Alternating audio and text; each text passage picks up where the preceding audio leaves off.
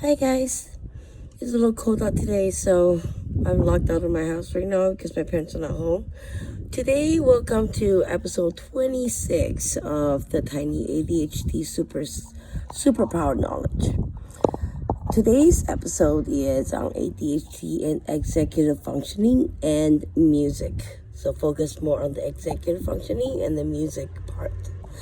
The study revealed that the children who received music training had a higher level of motor inhibitory control compared to the children who did not receive music or dancing training.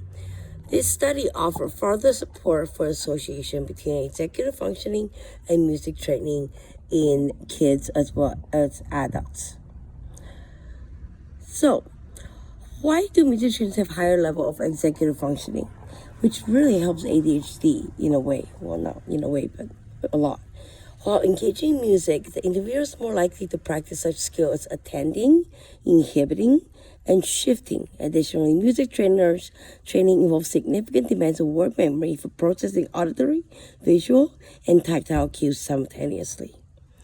Music can be a powerful tool to support executive functioning skills and enhance the cognitive abilities. Whether you're listening to music while you work or actively engaging in music making, there are many ways to harness the power of music and ADHD to boost your productivity, focus, memory, inattentiveness, impulsiveness, as well as hyperactivity. There have been numerous studies supporting the increased brain functioning of musicians compared to their non-musician counterparts. In 2005, Beckerson and his colleagues found that instrumental practice increased the methylation by using MRI technology to measure the amount of white matter found in the brain of children, adolescents, and adults that play the piano on a regular basis or other music instrument. They conclude that playing the piano is an effective way to enhance the structure of white matter, especially when the fiber tracts are still under maturation in kids. So in children, the correlation was very extensive. Long-term training beginning in childhood induces regionally specific plasticity in myelinating tracts. For example, the hippocampus, involved in learning and memory, increases neural connection in neurogenesis during development when the child is involved in music training. This leads to improved learning and memory and activity. Another study showed that the gray matter volume in the motor, auditory, and visual spatial brain region is actually greater in musicians than non-musicians. This is most likely due to the structural adaptations in response to long-term skill acquisition and repetitive rehearsal of that skill.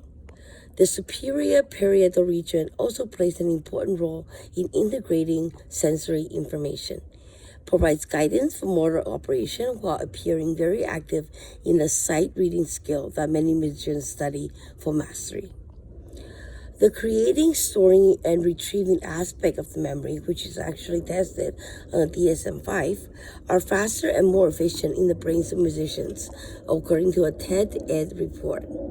This memory enhancement is attributed to musicians' highly connected brains, giving a memory multiple tags. This process subconsciously trained when learning to play an instrument because of the interconnectedness between the visual, auditory, and motor functioning and actively going on in the brain while we play a musical instrument. So what is the takeaway? The takeaway is that there is little doubt that music plays an important role in cultures all over the world and in interconnected pieces of every society. More specifically, actively engaging in the music by playing a musical instrument, particularly starting at a young age, has been a hot topic for neuroscience in recent decades, especially now with more studies comparing ADHD and musical talent and perfect pitch. Playing a musical instrument has been shown to increase cognitive ability through enhanced neurological communication between the left and right hemisphere of the brain, resulting in positive effects on learning, memory, and motor skill, verbal and nonverbal reasoning, resulting in an overall more capable brain to apply in a variety of settings. Oh, here's the interesting thing about the left and right hemisphere of the brain. So in humans, in the middle of the center of the brain, that hemisphere is not connected. Nobody is connected.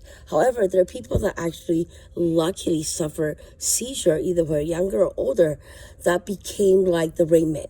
They remember everything. They can, one guy can count pies for 5 hours and just read every single numbers out.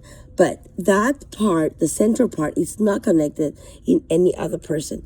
However, what I'm wondering, it's been a while, is that maybe ADHD as well as musical and, let's say, drawing or painting talents can actually contribute to opening up the center of your brain, connecting both hemispheres together or closer together.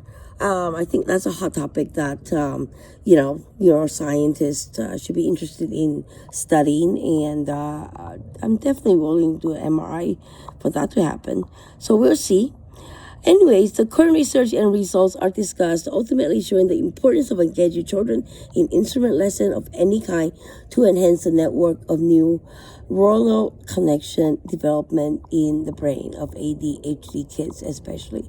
Thank you very much, and see you in the next episode.